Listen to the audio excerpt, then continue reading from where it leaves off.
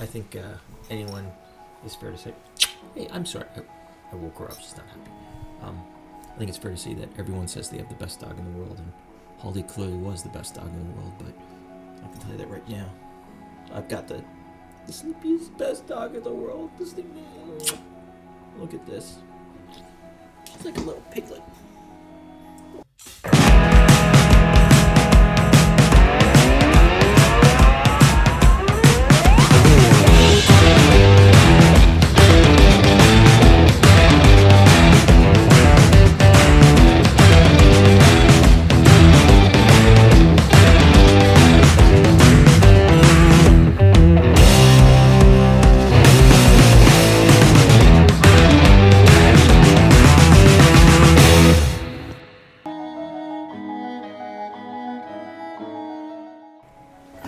Hey Pet Nation. This week kind of marked a couple milestones in my life personally, and I've been doing a lot of thinking this weekend. Yesterday marked the anniversary on the loss of our dog Holly. And as any pet parent out there can understand, there's never a day that goes by that you don't think about your dog. And also, the world received the news that one of my heroes in the entertainment industry, Neil Peart, arguably one of the best drummers in the world, passed away due to brain cancer at the age of 67. I've done a lot of listening to Rush throughout the years, and even more so this weekend. My son asked me, he goes, well, what's with you and Rush?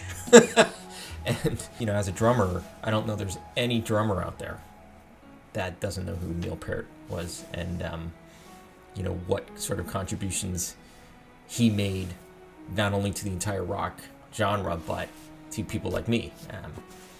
My whole style is based on him, and it's funny. So I've been struggling with these two elements of loss this weekend, and I was trying to figure out how to deal with this and focus on this and look at things. And I came up with this.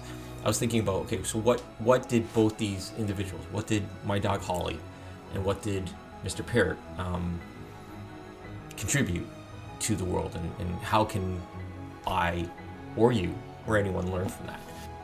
What I need to acknowledge initially is the big thing here is that it's always a loss, and my heart goes out to the whole entire Peart family, and especially his daughter. His daughter is now 10 years old, only 10 years old.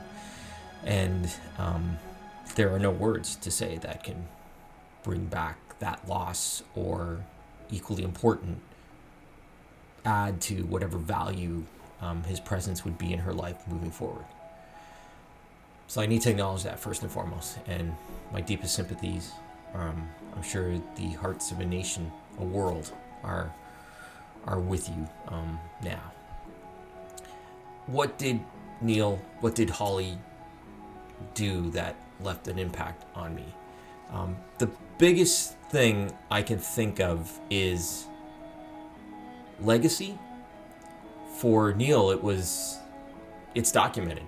His legacy is documented in the rock archives of 40 years of contributions, both musically, lyrically, are just now digitally remastered and archived in there, and I think that speaks for itself. His legacy remains his children and his family now. What did Holly's legacy lead to us? Well, it's whatever any pet's legacy leaves with you.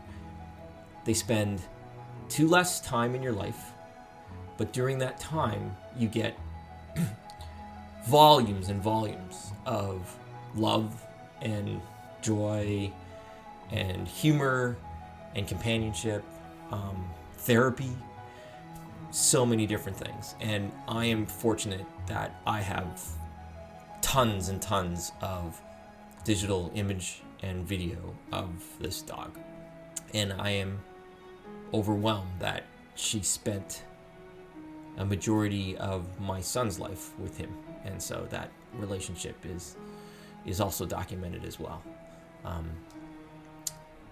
And I'll be honest with you, I probably have more images of the pets than people. Probably, like anyone out there.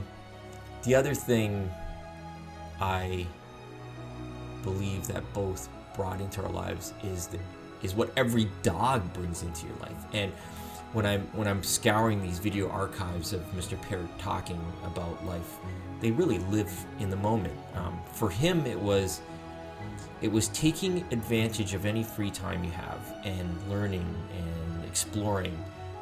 Basically, for him, it was the human condition. So he would, between the concerts, he would purposely map out areas to go out and explore, whether on a bicycle initially and then on a motorcycle following. He would go to every art museum.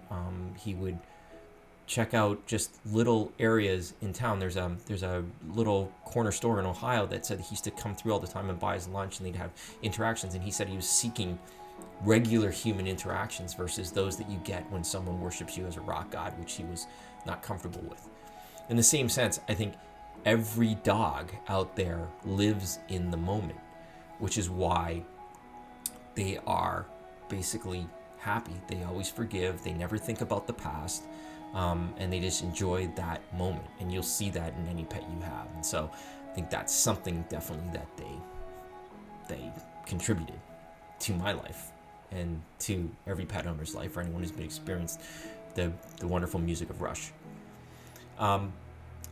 They also kept moving on. So Neil suffered a massive loss in 1997. Within a 10-month period, he lost his 19-year-old daughter, only child, to a car accident.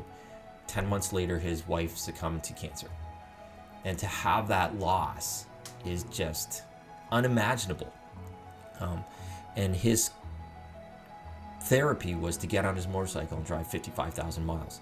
He wrote about it in a book called Ghost Rider, which I highly recommend you read. So through that period of mourning, which I think was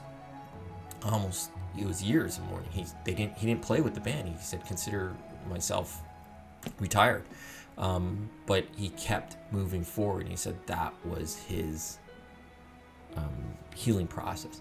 In the same respect, Holly's origin came from, she was adopted by a husband without asking his family. The wife and the children always rejected her for whatever years they had her, and then they got a divorce and the husband left her with them. And yet, if you met her, you would never know that was her past. She just kept moving forward. And as much as I learned about how the kids did treat her and not treat her well, she was freaking awesome with all of us and my son. Loved kids, loved people. A little reactive with dogs, and that's probably my fault. But I think that that's something I can't blame her for. So she kept moving on. And so I think that is something that I learned from her. And finally, it's something that I think that you'd have to just look inwardly for, is that when I look at all the outpourings of thank yous for Rush's contribution and Mr. Peart's contribution to life, it's like just like me. This guy I didn't know him. My only claim to fame is my uncle's accounting firm was their accountant, and I always tell everyone that was Rush's accountant. But Mr. Peart, his drumming, his lyrics, their interviews, the word graciousness kept on coming up a zillion times. So he was a mentor for someone like me, an inspiring high school student who wanted to be a rock star. Learning the paradiddle on the cymbal, learning Tom Sawyer. Tom Sawyer still is my go-to song for warm up. Just all that stuff, and then listening to the lyrics that blew me away. So he was that mentor. In the same sense, Holly's demeanor, her interactions. I really wish my current dog, Chiku, would have had a mentor like Holly on how not to run away and chase things and just chill out about stuff. So that was the mentorship that I think that Holly brought into me, and she was just chill. She enjoyed the moment. So for anyone out there that needs that guidance, to me it was a learning episode to get a mentor. And so that's how I'm going to take this loss and this remembrance of loss this weekend to myself. And I hope this helps you. And remember, everyone, love your pet like they love you unconditionally. Have a great day.